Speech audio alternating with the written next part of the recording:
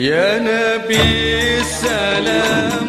Bagaimana semestinya masjid itu dikelola oleh orang-orang yang tunduk dan taat kepada Allah. Hadirin kaum muslimin, masjid akar katanya adalah sajadah. Masjid itu tempat sujud atau tunduk dan patuh. Orang yang sujud itu adalah orang yang tunduk dan patuh kepada Allah Subhanahu wa ta'ala. Masjid itu adalah isim makan tempat sujud, yang sering kita artikan adalah tempat melaksanakan ibadah. Hadirin kaum muslimin rahimakumullah, Rasul mengkhabarkan kepada kita hadis dari Abi Hurairah radhiyallahu anin Nabi sallallahu alaihi wasallam, ahabbul balad, tempat yang paling dicintai oleh Allah illallah masajidah, masjid. Berarti masjid adalah bahagian tempat yang paling dicintai, diredoi oleh Allah di atas dunia ini. Hadirin kaum muslimin, banyak ayat yang menjelaskan tentang bagaimana memperlakukan masjid, mengelola masjid, manajemen masjid. Di antaranya Al-Quran At-Taubah surah yang ke-9 ayat 18, ayat 107 dan 108. Hadirin kaum muslimin rahimakumullah, di antaranya adalah unsur-unsur yang harus memajukan dan akan membuat masjid itu berkembang dengan baik. Harus ada imaratul masjid. Maknanya adalah kegiatan untuk memakmurkan masjid itu.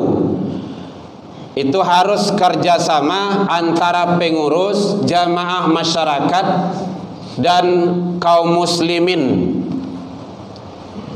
Apa saja yang ada.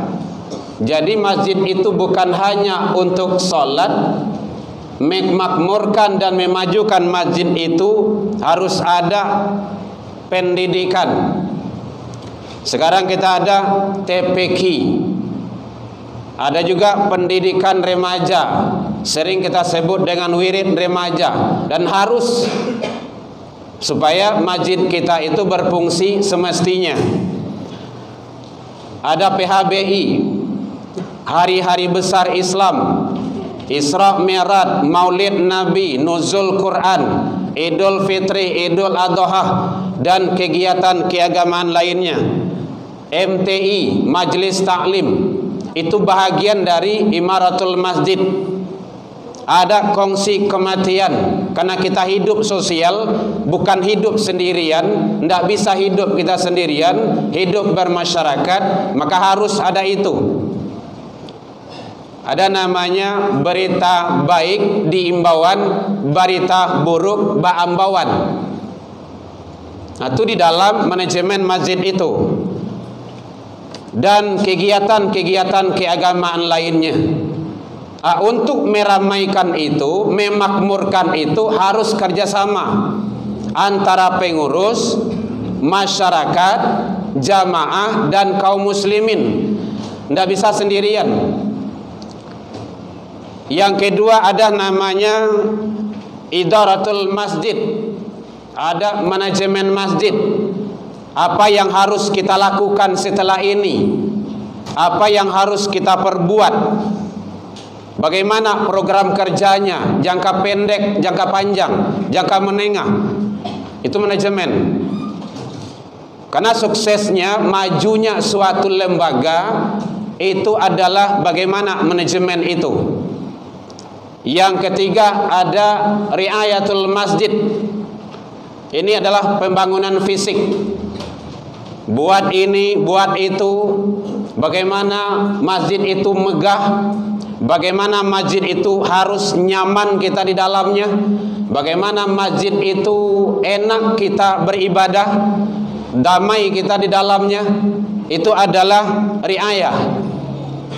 Tapi jangan kebalikan. Kita berlomba-lomba membangun masjid hebat, mewah, megah, wah, tetapi isinya tidak ada. Makanya pertama kali tak kala Rasul hijrah itu, yang dibangun itu adalah masjid. Sebelum membangun masjid itu, mental spiritual umat itu dikuatkan. Di Mekah lebih kurang 13 tahun itu memperbaiki, membetulkan bagaimana tauhid, bagaimana cinta terhadap rumah ibadah. Hadirin kaum muslimin rahimakumullah. Oleh sebab itu, kalau saling kerjasama kita untuk membangun rumah ibadah, insya Allah masjid itu akan baik, bagus, jaya dan berkembang. Maka umat akan bangkit. Namun Allah memberikan peringatan, larang pantang yang harus dihindari di masjid itu. Yang pertama sekali adalah diror. Diror itu maksudnya menimbulkan atau membuat bencana kepada orang-orang yang beriman, atau menimbulkan gaduh. Itu tidak boleh. Karena dulu ada orang-orang munafik yang membangun masjid, menjadi pengurus masjid. Pas disampai di tangannya orang-orang munafik itu, maka timbullah bencana besar bagi umat itu. Itu namanya masjid diror, masjid yang timbul permasalahan-permasalahan di dalamnya. Itu tidak boleh. Masjid diror itu tidak boleh. Maka harus dikelola dengan konsep iman. Innama ya'muru masajidallah man amana billah wal yaumil akhir. Jadi iman, beriman ke Allah dan hari akhir. Hadirin kaum muslimin, yang kedua larang pantang yang harus dihindarkan di dalam masjid itu wa kufra, kekufuran atau kekafiran. Menolak hal-hal yang baik, aturan-aturan syariat, tetapi yang dipakai adalah aturan-aturan akal dan logika cara berpikir manusia. Itu tidak boleh. Kalau ada aturan itu berseberangan, bertentangan dengan aturan Allah, itu tidak boleh dipakai, harus dihindarkan. Yang ketiga, kata Allah di dalam Al-Quran dijelaskan bahwa surah At-Taubah masih ayat yang ke-107, wa tafriqal bainal mu'min, menimbulkan memecah belah, permusuhan di antara orang-orang yang beriman. Jalla di dalam masjid timbul permusuhan. Di luar wa aman-aman saja, akur-akur saja. Pas sampai di dalam masjid, apakah masalah manajemen, masalah pembangunan, masalah kepengurusan, masalah hal-hal yang berkenaan dengan masjid itu kita pecah. Tidak boleh. Itu harus dihindarkan. Selamatkan rumah ibadah, selamatkan aturan-aturan Allah. Yang keempat, kata Allah, yang harus dihindarkan, larang pantang di dalam masjid itu wa irsadan liman haraballah wa rasul, untuk menimbulkan permusuhan, untuk menunggu kedatangan-kedatangan orang-orang yang mengadakan permusuhan kepada Allah Subhanahu wa taala dan Rasul. Jadi makanya hati-hati, apalagi menjelang pemilu itu sering itu.